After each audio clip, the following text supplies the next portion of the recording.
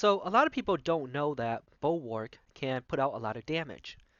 Let's look at the damage of his A1, his A2, and now let's compare it to Rosin's A1 and Rosin's A2. The two of them pretty much put up near the same amount of damage.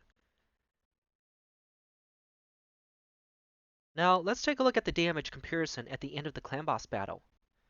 Rosin's damage does pull ahead in some of the battles. And to be fair, Rosin is a legendary champion, while Bulwark is a rare champion. I'm only comparing the damage output, not the usage of the champions.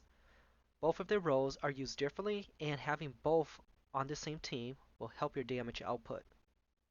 I'm here to show you that this dwarf hits hard. Hey, what's going on there, YouTube? This is Yaso here. Before I forget, please click the like button and subscribe, and if you have any questions for me, then please let me know in the comments below.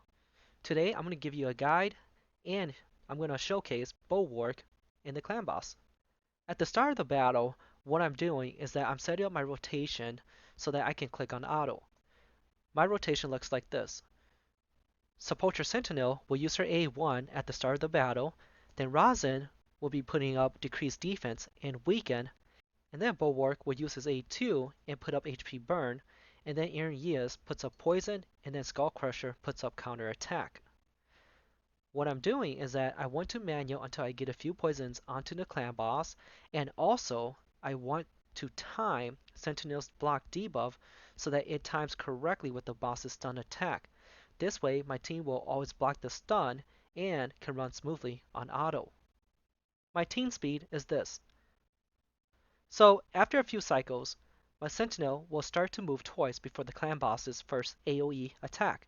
She will also move twice before Skullcrusher, which allows Skullcrusher to put up a counterattack buff and ally protect on everyone so that Sentinel can get the buff for the full 2 turns. Therefore, she's able to survive later in the battle with that ally protect buff. If you don't speed to Sentinel so that she can take full advantage of the 2-turn buff from Skullcrusher, then Sentinel will die a lot earlier than everyone else because she won't have that ally protect up for the clan boss's second AoE attack. So it's very important to keep her alive. Alright, now that we understand the rotation of the team, then let's get to talking about Bulwark. So let's quickly go over his kit. Bulwark's A1 does 2 hits, and each of the hit has a 15% chance of placing a 15% weaken debuff. This, however, is the weak version of weaken, but it does come in handy. Trust me on that. When you do book this, it goes up to a 30% chance of placing the weaken debuff. Weaken is very important on the clan boss because when the clan boss has the weaken debuff on, that clan boss is taking 15 extra damage from all of your champion's attack, and those damage will add up. In our case, we are also using Rosin. Rosin does have the stronger weaken. However, every once in a while, that weaken from Rosin will fall off, and then Bulwark places the 15% weaken debuff. That very little extra amount of weaken in there, or that one extra turn of 15% weaken, will add up the damages that your champion and your team is able to put up on the clan boss. Bulwark's A2 attacks one enemy and has a 75% chance of placing an HP burn debuff for 2 turns. This attack is a 4-turn cooldown, and when it's booked, it does drop to a 3-turn cooldown. And it does become a 100% chance of placing an HP burn debuff. This attack does hit really hard. Bulwark's passive is what Bulwark is known for. When Bulwark gets attacked, then he has a 30% chance of extending the debuffs on the attacker.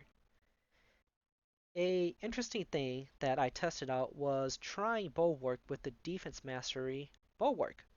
Since he's getting damaged multiple times from it, I was hoping that the Bulwark mastery would trigger Bulwark's passive multiple times. Well, I found out that it doesn't work, so this passive can only be procced when Bulwark is attacked, not damaged.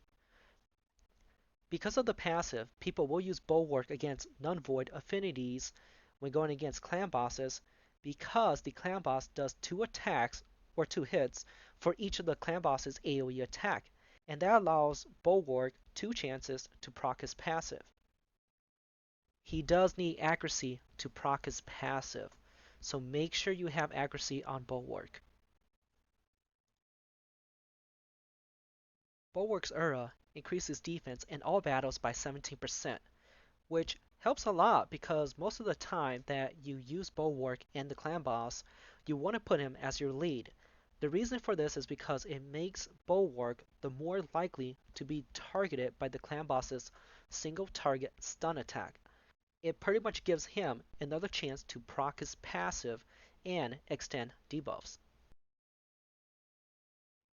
So, why is Bulwark a great champion? First, he's one of the few champions in Raid Shadow Legends that can extend debuff. Extending debuff is great because you get extra turns of poison, extra turns of HP burn. That means more total damage for your team. You also get extra turns of decreased attack, so your team is more likely to take less damage because you're going to have that decreased attack up, and you're also extending decreased defense and weaken debuffs, which means your team is putting out even more damage. So that's why extended debuffs are so powerful. It's all about getting the extra turns. Second, he has HP burn and a weakened debuff in his kit. The HP burn puts up a additional 75k damage each turn as long as the debuff stays on the clan boss. If you don't run a champion with weaken, then Bulwark is a pretty much must-add champion to your team. The weaken debuff increases your damage output, plus it increases your War Master and Giant Slayer procs. In my case, I'm also running Rosin. Sometimes Rosin's weaken debuff will fall off, and Bulwark will put on the weaker weaken debuff. As I said earlier, it will help in increasing your total damage. My third reason to why I use Bulwark is that he is a defense-based champion. This means that he is able to stay in the battle for a long time. His damage scales off of defense, so we can look at it this way. The higher the defense, then the longer he survives, and the more damage he does. Bulwark hits surprisingly hard, and almost no one builds him for damage. People tend to build Bulwark for his debuff extension and his HP burn. They don't build him to realize his damage potential. Remember, you're doing damage from his HP burn, and you're doing damage from his brutal attacks. He has high damage multipliers. Now, let's do a basic scenario. Turn 1, Bulwark uses A2 and puts up HP burn debuff. Let's say the attack does 120k and damage. Then the clan boss gets its turn and takes 75k damage from the HP burn. Turn 2, Bulwark uses A1 and does 2 hits. Each of those hits does 40k, so a total of 80k and damage. Then the clan boss gets another turn and takes 75k damage from the HP burn. Turn 3, Bulwark uses A1 again and does another 2 hits. Again, the hits are about 40k, so a total of 80k and damage. The clan boss gets another turn. No HP burn ticks, assuming that the debuff does not get extended. And then turn 4, Bulwark uses A1 and does 2 hits again. Each of those hits are 40k, so a total of 80k in damage. And turn 5, Bulwark is ready to restart the cycle with his A2 coming off of cooldown. Let's take a look at the first 4 turns and see the damage potential that Bulwark was able to put out. This doesn't include the counterattack damage. So we're adding 120k from his A2, 75k from the first tick of HP burn, 80k for his A1, 75k for the second tick of HP burn, another 80k from his A1, and another 80k from his A1. And that's before his A2 comes off of cooldown. And that's 510k in damage, not including counterattack. 500k in 4 turns is an amazing amount of damage. That's averaging 125k for each turn that Bulwark gets a turn. Alright, so what I'm going to do is I'm going to speed up the clan boss battle, and while I do that, I'll be going over Bulwark's gear and stats and masteries. On my Bulwark, I have him geared in lifesteal and accuracy set. My gloves are crit damage, and both my chest plate and boots are defense percentage. My rank is defense, the necklace is crit damage, and the banner is accuracy. Here are my stats. He has almost 30k HP, attack is 1.5k, defense is 4.1k, speed is 174, critical rate is 97%, critical damage is 201%, resistance is 95, and accuracy is 265.